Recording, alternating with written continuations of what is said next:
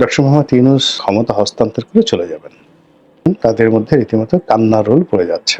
রাষ্ট্রপতি চুপ, অনেকটা ঝুঁকি নিয়ে সেই ডক্টর মোহাম্মদ ইউনূস সরকারকে তিনি শপথ পড়িয়েছেন।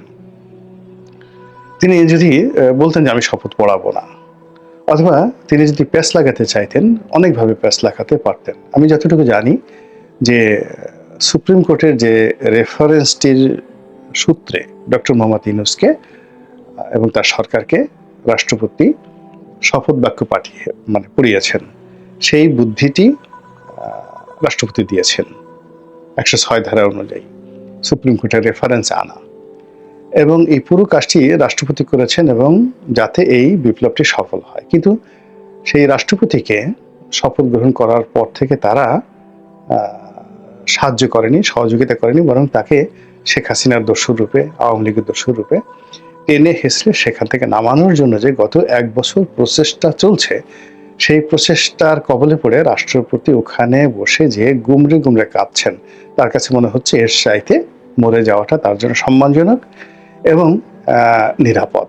তো এরকম যখন চলছে 11 মাসের মাথায় এসে আবার সেই গণভবন যেভাবে ভাঙচুর করা হয়েছিল, আক্রমণ করা হয়েছিল, ওভাবে রাষ্ট্রপতি ভবন অর্থাৎ বঙ্গভবন আক্রমণের জন্য নানা মহল থেকে জোর দাবিল তোলা হচ্ছে এবং নানা রকম কথাবার্তা ছড়িয়ে ছিটিয়ে পড়ছে। বর্তমানের যারা উপদেষ্টা মণ্ডলী, তাদের জনসম্পৃক্ততা নাই বললেই চলে।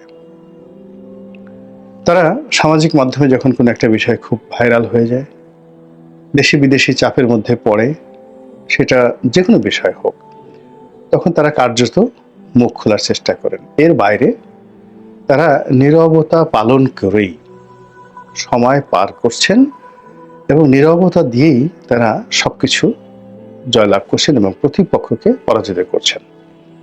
যেমন ধরুন, দীর্ঘদিন ধরে জাতীয় রাজস্ব বোর্ডে আন্দোলন চলল এবং কার্যত কমপ্লিট শাটডাউন।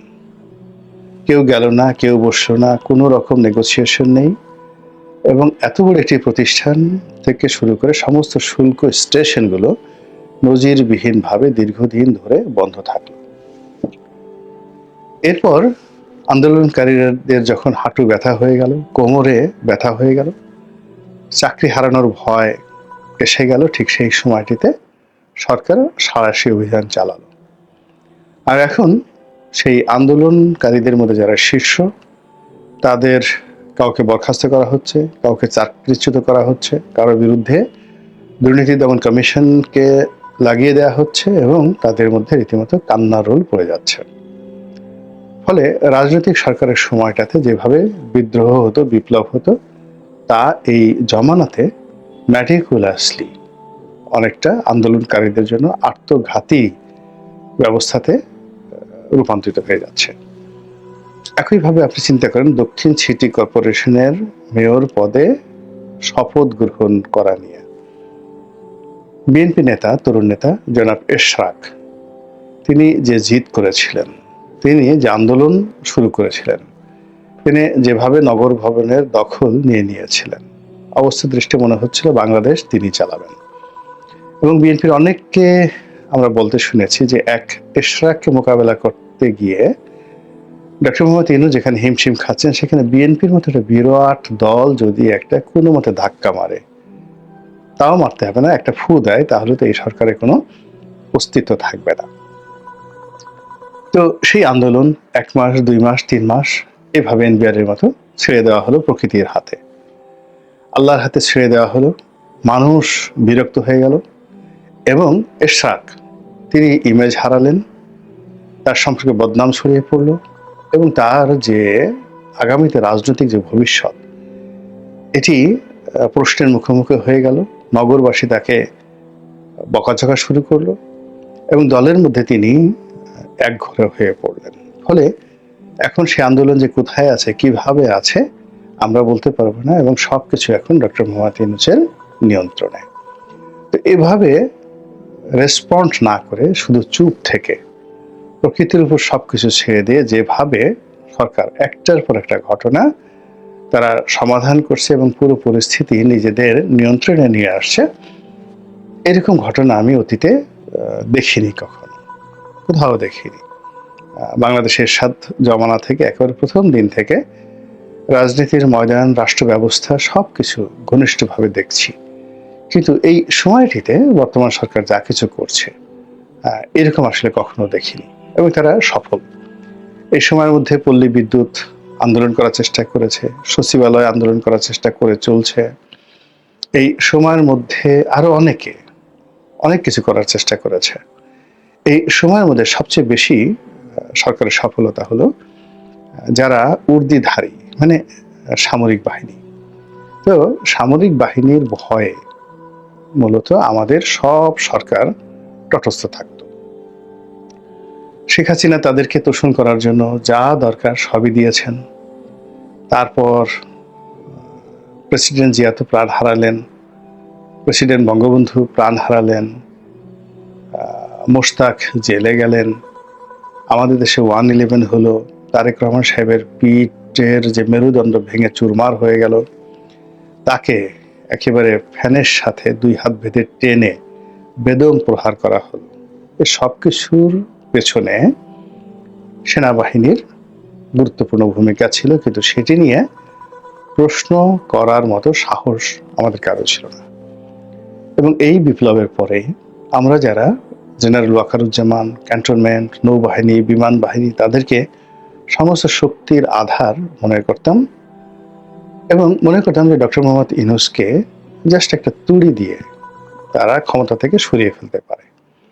কিন্তু এখানেও সেই এনবিআর এর মতো অন্যান্য জায়গার মতো ডক্টর মোহাম্মদ ইউনূস এবং তারা সঙ্গী সাথী যারা আছেন তারা ভীষণ রকম চুপচাপ থেকেছেন, কথা বলেছেন খুব কম, আর তারা তাদের কাজকর্ম করে গেছেন এবং সংঘাত এড়িয়ে গেছেন। এবং সংঘাত এড়াতে এড়াতে আজকের এই দিনে অর্থাৎ 2025 সনের জুলাই মাসে সরকারের অবস্থাটা এমন একটা পর্যায়ে চলে এসেছে যে সেনাবাহিনীর পক্ষ থেকে সরকারের উপর খবরদারি করা হবে, সরকারের কোনো একটা কাজে বাধা তৈরি করা হবে, এরকম কোনো একটা সংঘাত বা এরকম একটা কনফ্লিক্ট অফ ইন্টারেস্ট এগুলো কোনো লক্ষণ দেখা যাচ্ছে না। বরং আমাদের যে গত ঈদুল ফিতরের পরে ঈদুল আজহা গেল, তো সেখানে সেনাপ্রধান সস্ত্রীক এসে তিনি ডক্টর মোহাম্মদ ইউনূসের সঙ্গে দেখা করলেন। তারপর তিনি বঙ্গভবনে গেলেন, শাহাবুদ্দিন চুপ্পু সাহেবের সঙ্গে দেখা করলেন, একটা সৌজন্য সাক্ষাৎ এই পর্যন্ত।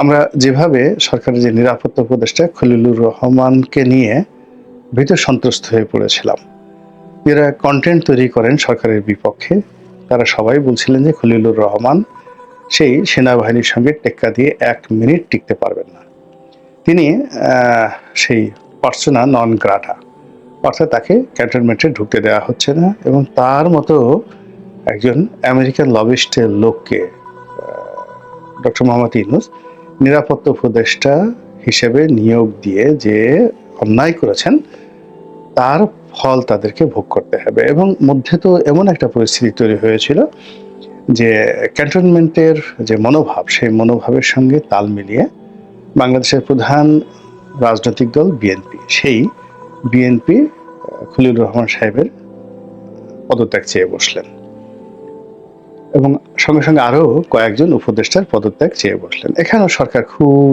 নীরব ভূমিকা পালন করলেন, এবং ধীরে ধীরে দেখা গেল যে সমস্ত কাজই তারা খলিলুর রহমান সাহেবকে দিয়ে করাচ্ছেন। তারেক রহমান সাহেবের সঙ্গে ডক্টর মোহাম্মদ ইউনূসের বৈঠক হবে, সেখানে টোটাল বৈঠকের যে আয়োজন কে করছেন? খলিলুর রহমান।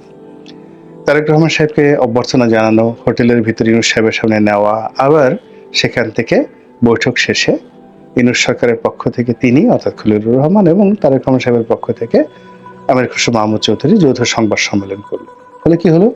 বিএনপি ডক্টর খলিলুর রহমান সম্পর্কে একটা রীতিমতো রাম ধরা খেলেন।